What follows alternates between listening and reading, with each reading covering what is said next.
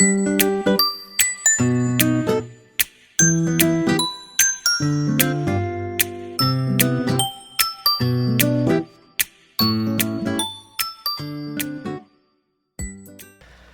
자리에서 일어서셔서 오늘 우리에게 주시는 말씀을 함께 읽겠습니다. 오늘 우리에게 주신 말씀은 마태복음 7장 15절에서 23절까지 말씀을 함께 읽습니다. 제가 읽습니다. 여러분 눈으로 함께 읽으시기 바랍니다. 거짓 선지자들 삼가라. 양의 옷을 입고 너에게 나오나 속에는 노략질하는 일이라. 그들의 열매로 그들을 알지니 가시나무에서 포도를 또는 엉겅퀴에서 무화과를 따겠느냐.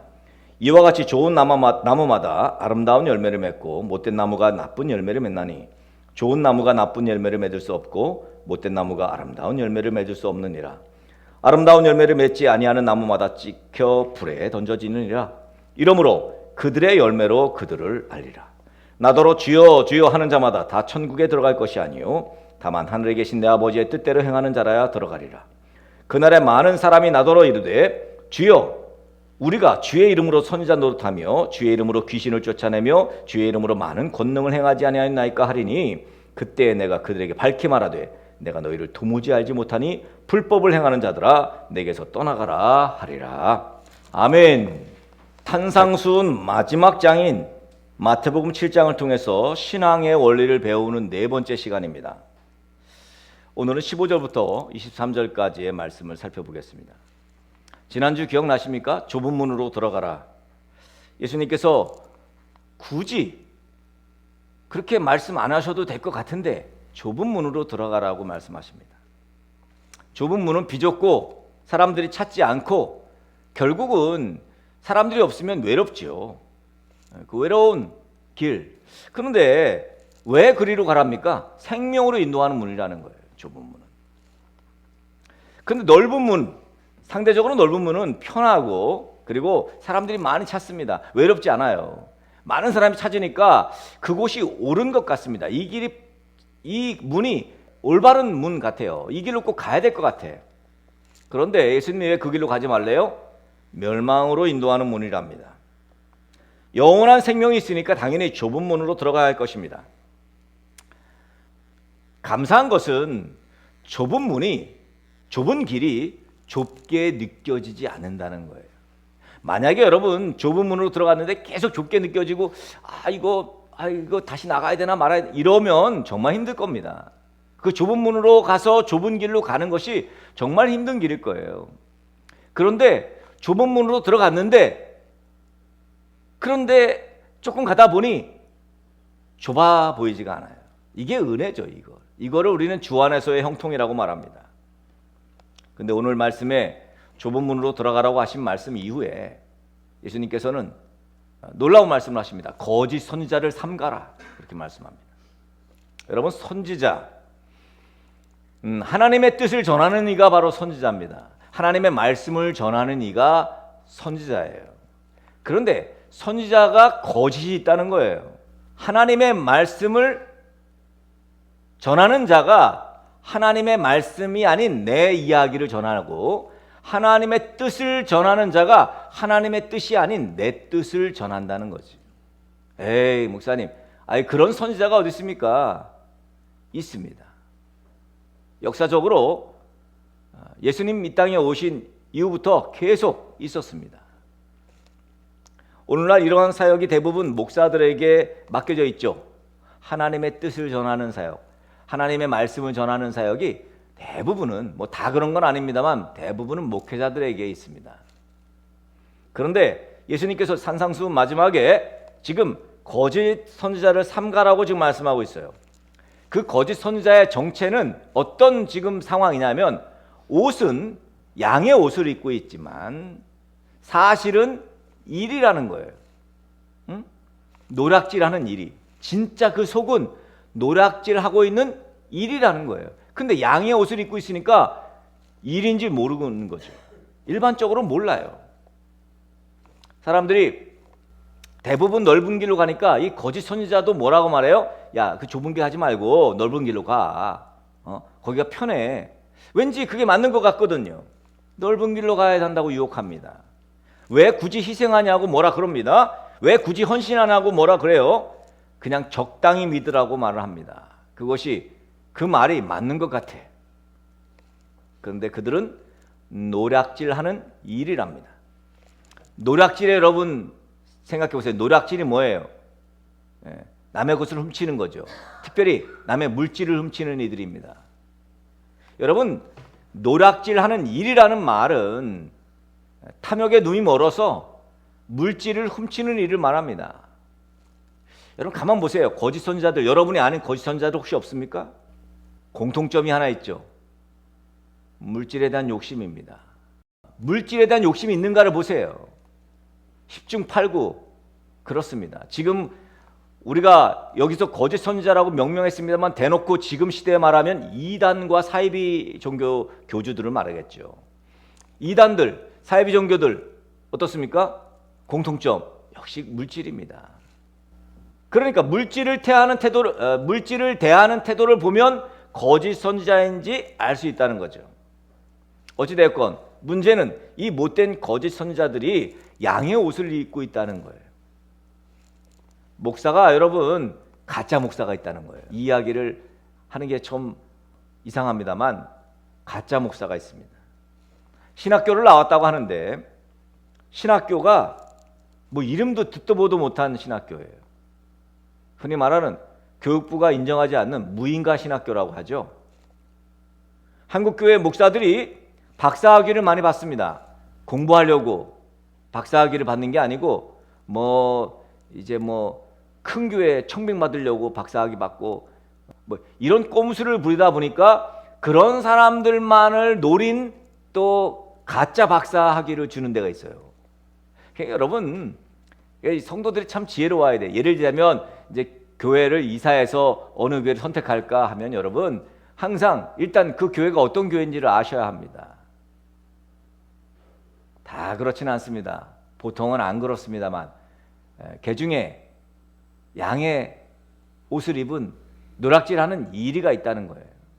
다 목사라고 하니까 그냥 그 무인가 신학교 나와도 목사라고 그러니까 사실 여러분 이런 것만 안 하면 기독교가 욕을 안 먹습니다. 대부분의 지금 문제 일으키는 사람들의 정체는요 정상적인 신학교를 나오지 않은 사람들입니다. 목사가 아닌 거죠. 그러니까 사실 이 부분은 한국 기독교가 자정 능력을 잃어버렸기 때문에 거르지 못한 탓입니다. 참 안타깝게도 차라리 이리로 그냥 거짓 옷을 안 입고 양의 옷을 안 입고 이리였다면 그냥 이리로 그대로 보여줬다면 그냥 도망이라도 가지. 그죠? 이리가 양의 옷을 입었으니 양인 줄 알았겠죠. 경계를 풀었겠죠. 그냥 잡혀 먹는 겁니다.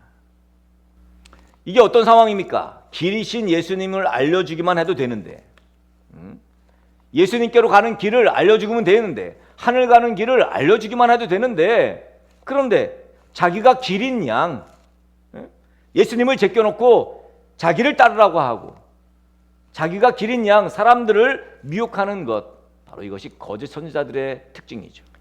대표적으로 오늘날 이단들과 사이비들이 쓰는 수법입니다. 그럼 어떻게 해야 미혹에 빠지지 않고 잘 분별할 수 있을까요? 오늘 성경은 단호하게 예수님께서 열매로 판단하라는 거예요. 너희가 열매로 판단해라. 우선 속단해서는 안 됩니다. 속단이라는 게 뭐예요? 빨리 판단해서는 안 된다고요. 우리 한국 사람들이 너무 빨리 그러니까 판단도 너무 빨리 하는데요. 일단 속단해서는 안 된다는 거예요. 철저히 검증하려면 시간이 필요하다는 것입니다. 열매가 그렇죠. 우리도 봄에 씨를 뿌리고 가을에 열매를 맺잖아요. 마찬가지입니다. 열매는 금세 맺히지 않습니다. 지금 무화과나무 이야기를 하죠. 지금 포도나무 이야기를 합니다. 사실 무화과나무, 포도나무, 감람나무 같은 이런 나무들은요. 열매는 있습니다만 볼품은 없어요. 나무로서의 가치. 예를 들면 이렇게 그러니까 집을 짓는다든지 등등의 나무로서의 가치는 별로 없어요. 목재로 쓰기에는 좀 부족하다고요. 포도나무 같은 거. 그렇죠? 포도나무를 누가 목재로 써? 이 나무들의 목적은 그저 열매 맺는 거예요. 열매를 얻는 거예요. 그런데 이 거짓 선지자들의 특징이 뭡니까? 이 백향목 같은 거요. 아주 높이 오르고 말이죠. 그냥 목재로 쓰기에 적합한 이런 걸 딱 대. 그래놓고 야 이거 얼마나 좋냐. 그리고 사람들 보기에 야 좋네. 훤칠하네. 아니 크네. 건물도 있네. 사람도 많네. 이게 거짓 선지자들이 미끼로 쓰기에 너무 좋은 거예요. 너무 좋은 거예요. 우리는 지금 백향목 같은 목재를 찾는 게 아니에요. 열매를 맺는 나무를 찾는다는 걸 여러분 명심해야 합니다. 근데 우리가 잃어버려요. 자꾸 잊어먹어.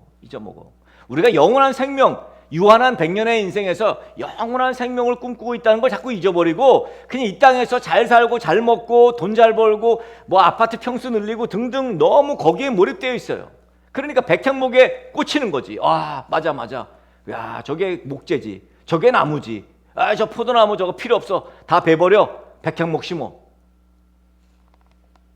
우리는 늘 잘 속습니다. 열매를 잠깐 잃어버리는 거죠. 열매에 대한 생각이 잊혀버립니다. 실제로 쭉쭉 뻗으면서 자라나요. 능력이 막 나타나는 것 같아. 그러나 분명한 것은 이 가짜들은 열매가 없습니다. 그럴듯하죠. 그래서 2단 끝단짤 쓰잖아요. 끝이 다르다는 거예요. 다르리의 끝단. 끝이 달라. 열매가 없어요. 여러분, 그래서 우리는 항상 열매를 확인해야 돼요. 확인을 해야 돼요. 열매인가? 열매가 맺혔는가? 나무는 그 열매로 합니다. 좋은 나무는 좋은 열매를 맺고 나쁜 나무는 나쁜 열매를 맺는다고 오늘 말씀하죠. 그렇죠. 당연합니다. 좋은 열매를 맺지 않는 나무 어떻게 하는데요? 불에 던져버린대요. 찍혀서. 참 선지자와 거짓 선지자, 참 목사와 거짓 목사는 행위로 분별할 수 있겠죠. 우리는 단순히 그의 외모나 훤칠함이나 유창한 말솜씨나 뭐 이런 것으로 판단해서는 안 될 것입니다. 사탄의 사자들도 그런 점들 다 가질 수 있습니다. 그러나 사탄의 종들이 흉내낼 수 없는 게 뭐예요? 행동이에요. 행위예요. 행위. 사람은 그의 행위로 판별되는 거예요. 그 행위가 뭐죠? 그 경건한 행위, 도덕적 행위, 믿음의 행위, 그 사람이 경건한가, 그 행위가 깨끗한가, 의로운가, 정직한가, 선한가, 진실한가, 이것이 사람을 분별하는 방법입니다. 새 생명은 단순히 말에 있지 않습니다. 거룩한 인격과 그의 삶에 있는 거예요. 16절에 뭐라 그랬어요? 그들의 열매로 그들을 알지니 가시나무에서 포도를 또는 엉겅퀴에서 무화과를 내겠느냐. 절대로 좋은 나무에서 나쁜 열매가 맺히지 않습니다.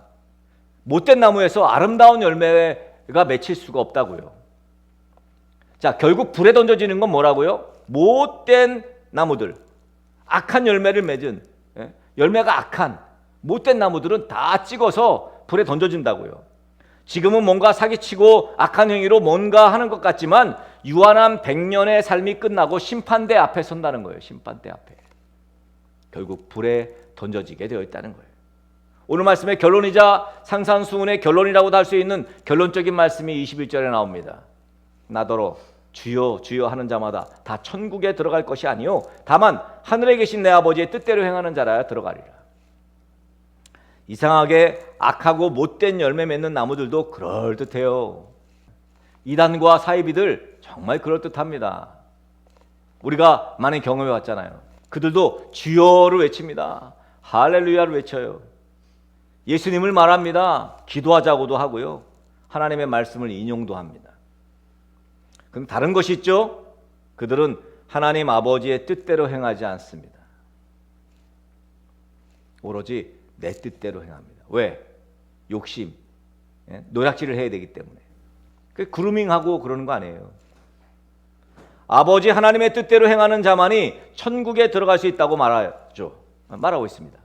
쉽게 말하자면 우리의 삶과 우리의 행위로 하나님의 뜻대로 행한다는 사실성을 입증해야죠. 우리의 말이 하나님의 뜻대로 행하는구나. 우리의 행동이 하나님의 뜻대로 행하네. 이것이 입증돼야 하는 것이죠. 아버지의 뜻대로 행한다는, 나는 아버지의 뜻대로 하는데, 이런 입술의 말 가지고는 입증이 되지 않습니다. 삶이 입증해야죠. 삶이. 그러니까 여러분 너무 더 가지려고 사기치고, 여러분 더 가지려면 사실 사기쳐야 돼. 이 땅에서는. 요하나, 더 많이 가지려면 옆에 놈을 죽이고 뭐 사기도 치고 막 이래야 돼. 여러분 더 가질 수 있어요. 제가 그쪽으로 가르쳐 드려요. 입술의 고백. 입술의 고백은 너무 잘해. 하나님 사랑합니다. 제가 이제 여러분에게 이제 11월 달에 사랑을 말씀드릴 건데요. 제가 요즘 거기에 빠져 있잖아요. 사랑. 그 죽일 놈의 사랑. 그 미친 사랑. 나는 하나님의 사랑을 미친 사랑이라고 말씀하고 싶어요. 그러니까 야, 널 왜 내 아들까지 줬어? 이놈아. 내가 근데 널 뭘 못 줘? 여러분, 우리는 참 멀었어. 진짜 저도 멀었고, 우리가 그 사랑을 힘입었는데 겨우 이 거짓 선지자한테 놀아난다니. 저 이단에 빠진 사람들 보면 정말 기가 막힙니다. 그러니까 미혹하는 영이 아니면 이해가 안 되는 거예요. 이게 사람이 그냥 일반적인 판단력 갖고는 어림도 없다는 거예요. 그러니까 이 미혹해 하는 요 나쁜 요 사단의 역사 때문에 저렇게 된 거예요. 근데 그 수천 명이, 아니 수만 명이, 수억 명이 지금 저러고 있잖아요.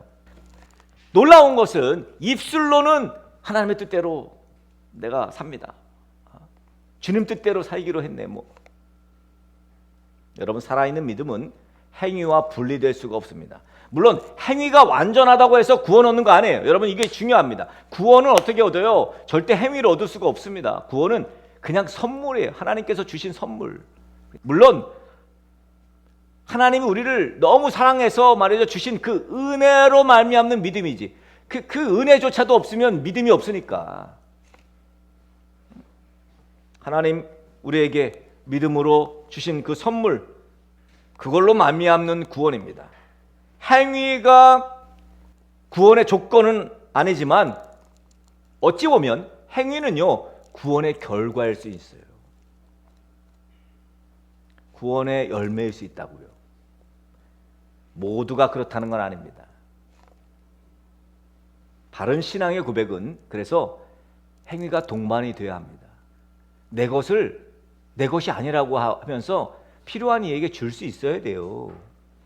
그것은 이게 이제 더 차원 높게 말씀드리면 성령님께서 하시는 거예요. 사실 내가 하는 게 아니에요. 내 안에 계신 그분이 하시는 거지.